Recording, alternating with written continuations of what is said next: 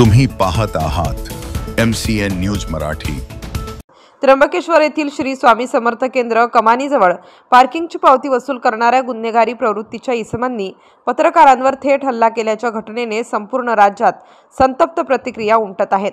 या घटनेत पुढारी न्यूज चॅनलचे प्रतिनिधी किरण ताजने यांच्यासह इतर वाहिन्यांचे प्रतिनिधी योगेश खरे आणि अभिजितजी सोनवणे यांना मारहाण करण्यात आली असून यामध्ये किरण ताजने हे गंभीर जखमी झाले आहेत।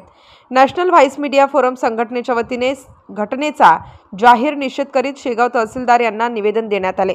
पत्रकारांवर हल्ला करणाऱ्या गुंड प्रवृत्तीच्या आरोपींविरुद्ध मोका अंतर्गत कारवाई करण्यात आली अशी मागणी या निवेदनातून करण्यात आली आहे। देशात आज जवळपास 300 ते 400हून अधिक पत्रकारांवर जीवघेणा हल्ला झाला।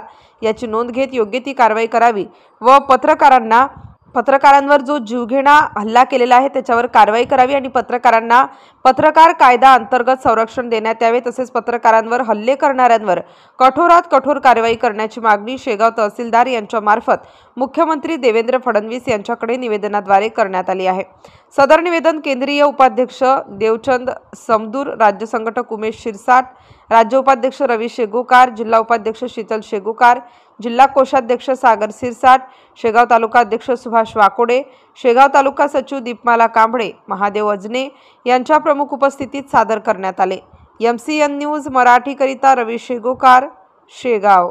येथे झालेल्या पत्रकारावरील हल्ल्याच्या निषेधार्थ आज दिनांक 25/9/2025 रोजी नॅशनल व्हाईस मीडिया फोरम अंतर्गत शेगाव तहसीलदार मार्फत माननीय मुख्यमंत्री देवेंद्र फडणवीस साहेब यांना निवेदन देण्यात आले आहे की सदर पत्रकारावर झालेल्या हल्ल्याचा त्यांनी हल्लेखोरावर कठोरात कठोर कारवाई करावी आणि पत्रकारांच्या सुरक्षतेसाठी योग्य तो कायदा काढावा आणि पत्रकारांचे वाढते हल्ले लक्षात घेऊन त्वरित त्यांच्यावर कठोर कारवाई करावी अशी मागणी आम्ही आज संघटनेच्या माध्यमातून करीत आहोत। आणि जर पत्रकारांच्या हल्ल्याच्या मागे असणाऱ्या भ्याड हल्लेखोरांना शिक्षा झाली नाही तर संघटना यापुढे तीव्र आंदोलन केल्याशिवाय राहणार नाही।